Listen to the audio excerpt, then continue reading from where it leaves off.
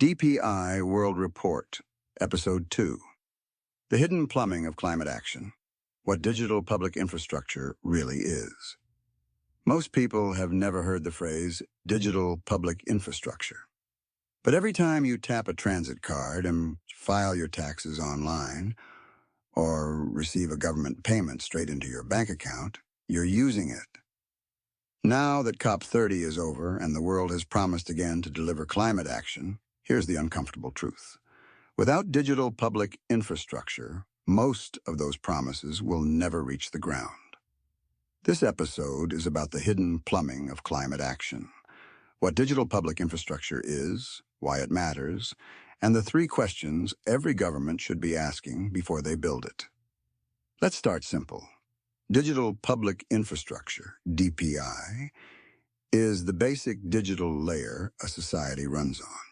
Think of 3 building blocks: who you are, digital identity systems, how money moves, payment rails, how information flows, data exchange, and platforms that connect services.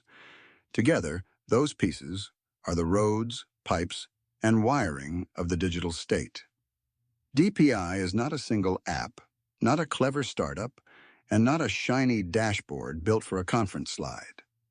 It's the shared systems that many services depend on, including climate programs, social protection, agriculture, health, and disaster response. When DPI works, it feels boring. Things just happen. Transfers arrive, alerts go out, records stay in sync. When it fails, the consequences are anything but boring. Why climate implementation needs DPI? So why does this matter for climate? Because the implementation era at COP30 isn't just about what we fund.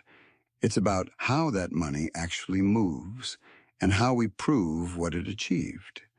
Imagine a government announces a $1 billion program to support farmers who switch to regenerative practices, new planting methods, better soil management, water conservation, biodiversity protection. On paper, it sounds impressive. But to make it real, they need to identify who those farmers are, send money or credit to them reliably, receive data from the field, and link that evidence back to national and global climate goals. That chain is pure DPI.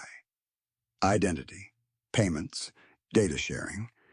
If any link is weak, the whole system drifts back into the old world of claims and press releases. In the implementation era, climate policy isn't just written in law. It's written in code, databases, and APIs. There's a catch. DPI can empower people or quietly concentrate power. Poorly designed systems can exclude people with no formal ID, centralize data in ways that invite abuse, or turn climate programs into surveillance programs by accident. That's why trust is now as important as technology. For climate action, trust means, if you're a policymaker, a funder, or just a citizen watching this, there are 3 simple questions you can ask about any digital public infrastructure being built for climate action. The first question is purpose. What is this infrastructure really for? Is it being built to serve people and the planet, to make it easier to deliver real benefits on the ground? Or is it mostly there to cut administrative costs, control information, or lock a country into one vendor's ecosystem? If the purpose isn't clear, or can't be explained in plain language, the system will drift towards whoever already has the most power. The second question is participation.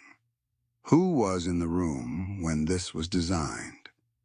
Were frontline communities, indigenous peoples, farmers, city residents actually part of shaping it? Or were they just listed as beneficiaries in a slide deck? If you're not present in the design, you usually feel it later in the deployment. Systems that are built for people, but never built with them, tend to fail in quiet, predictable ways. The third question is proof. How can we check that this infrastructure is doing what it claims? Are there open standards, public logs, or independent audits? Can we follow the chain from climate finance pledge to funds actually paid out to evidence that something changed on the ground? And if something goes wrong, if money stalls, or data doesn't match the story, can we see that too? If the answer is, you'll just have to trust us, that's not public infrastructure. That's a black box. DPI World Report's role. This is where the DPI World Report fits in. Our job isn't to sell you a product or to promote one government system over another. Our job is to help unpack the plumbing, to show how digital public infrastructure is being used for climate action, to ask the questions that often get skipped in the rush to launch, and to make it easier for people like you to follow the pipes as well as the promises. Because in the implementation era, what matters is not just what leaders say at a summit, but how those words are wired into the systems that move identity, money, and data.